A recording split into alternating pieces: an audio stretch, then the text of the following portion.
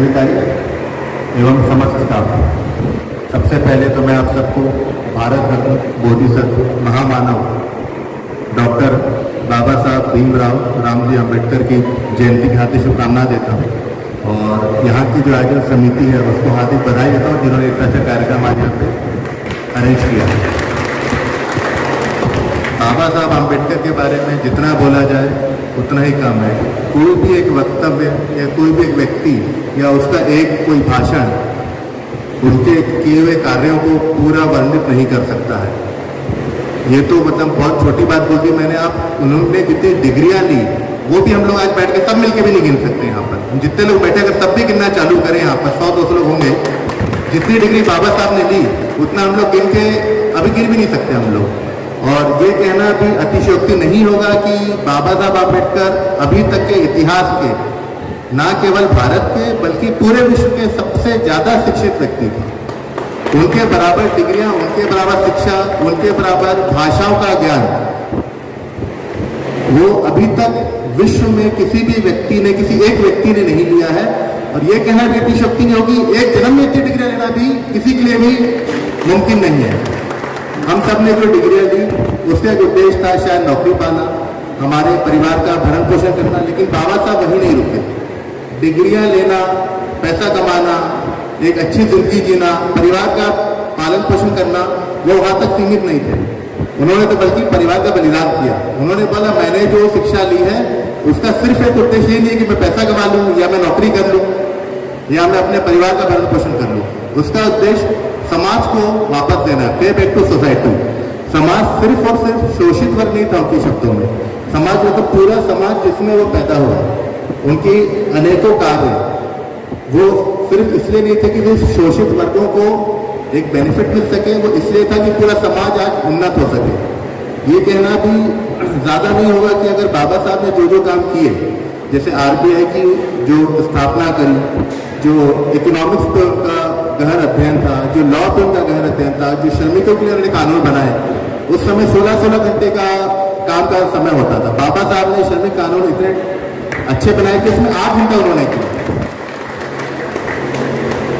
इसके अलावा जो लेडीज को मैटरनिटी लीव का कॉन्सेप्ट दिया वो भी बाबा साहब की देन थी। ये सब उन्होंने 18वीं सदी में वो इतने दूरदर्शी थे कि उन्हें पता था ये सब इशूज आने वाले हैं।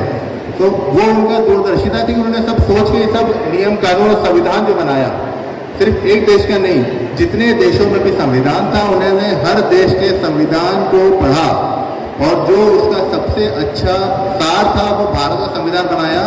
इसलिए आज भी भारत का संविधान सबसे अच्छा संविधान है पूरे विश्व में। कहीं हम लोग पढ़ रहे थे, सुन रहे थे कि एक बाबा साहब के समय की बात थी। बाबा साहब का जन्म तो महू मध्य प्रदेश में हुआ। वो शिक्षा के लिए सतारा आ गए। उसके बाद वो एल्फिस्टन कॉलेज जो मुंबई में, उन्होंने एल्फिस्टन कॉलेज पता होगा, दादर के पास एल्फिस्टन कॉलेज है, वहाँ उन्होंने आगे शिक्षा ग्रहण करी मुंबई यूनिवर्सिटी से। और वो राजगृह, अगर आप मुंबई गए तो आपने बहुत राजगृह देखा होगा, माटुंगा मुंबई में राजगृह जहाँ वो रहते थे। उनके पास जो किताबों का कलेक्शन था, ऐसी तो कहीं कहीं यूनिवर्सिटीज में लाइब्रेरी में किताबें थी, बाबा साहब के पास किताबें थी। तो इतने महान व्यक्तित्व थे। स्कूलिंग से याद आया, कल मैं सुन रहा था किसी का वक्तव्य, क्योंकि सुन के हम ज़्यादा चीज़ सीखते हैं। एक कहीं बाबा साहब के बारे में लिखा है, बाबा साहब ने लिखा अपनी किताब में कहीं, no peon no water, no peon no water. मतलब जब वो हम पढ़ने जाते थे स्कूल में तो शोषित वर्गों के लिए पीने का पानी फ्री नहीं था। जैसे अभी हम पानी पी लेते कहीं से भी, उस समय पानी फ्री नहीं था। तो पानी कैसे पिएगा किसी को पानी पीना? तो जो शोषित वर्ग के बच्चे थे उनके लिए एक अलग से प्यून होता था, वो उनको पानी पिलाता था। तो किसी को पानी पीना तो उसको बोलता था मामा मुझे पानी पिलाओ। वो ऐसा स्कूल में एक आदमी होता था। अब सोचिए, नो प्यून नो वाटर का मतलब जिस दिन वो बच्चा बीमार पड़ गया उस दिन बच्चों को पानी नहीं मिलता था। कितनी बड़ी बात है, आप सोचिए। स्कूल के पूरे बच्चे, दलित बच्चों को पानी नहीं मिलता था, उस दिन वो बिना पानी के दिन भर स्कूल में रहते थे। तो बाबा साहब ने मतलब सिर्फ 2 शब्दों कितनी बड़ी बात बोली, नो प्यून नो वाटर।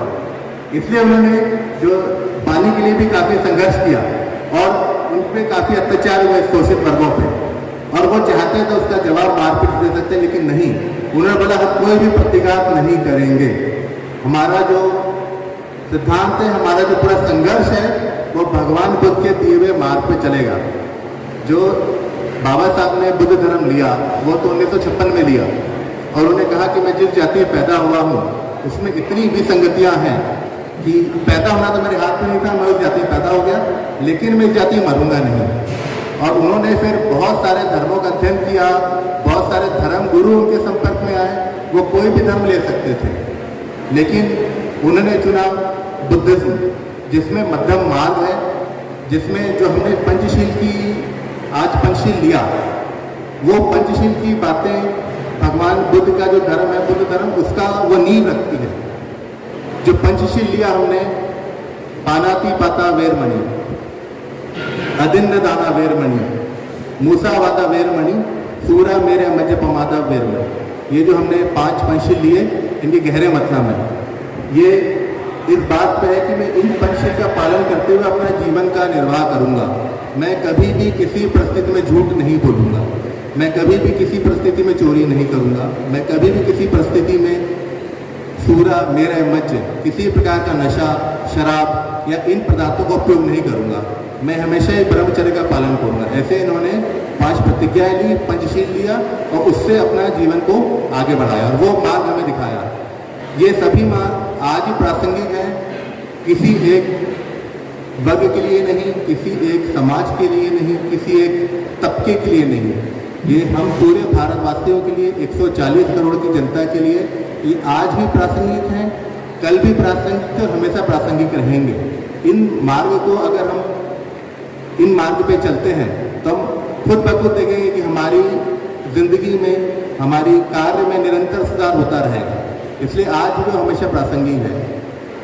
जो हम ये जयंती बना रहे हैं, हर साल मनाते हैं, अलग अलग टाइप के प्रोग्राम हम करते हैं, उसका सिर्फ एक ही उद्देश्य है, सिर्फ एक ही उद्देश्य है कि हम साल में कम से कम एक बार तो बातें वो याद करें कि हमें साल में क्या करना है। ऐसा तो कभी याद नहीं करेंगे और कभी वो चीज़ बोलेंगे भी नहीं। इसलिए इस जयंती को उस पक्ष में, लेकिन एटलीस्ट एक साल ये जितने भी नियम बताए हैं, जितने भी गुण हमने बाबा साहब के देखे हैं, उसको मैं कम से कम एक साल फॉलो करूँगा। अगर एक साल फॉलो करूँगा तो अगले साल फिर वो जयंती आएगी, अगले साल फिर मुझे वो याद आ जाएगा, मैं फिर वो फॉलो करूँगा।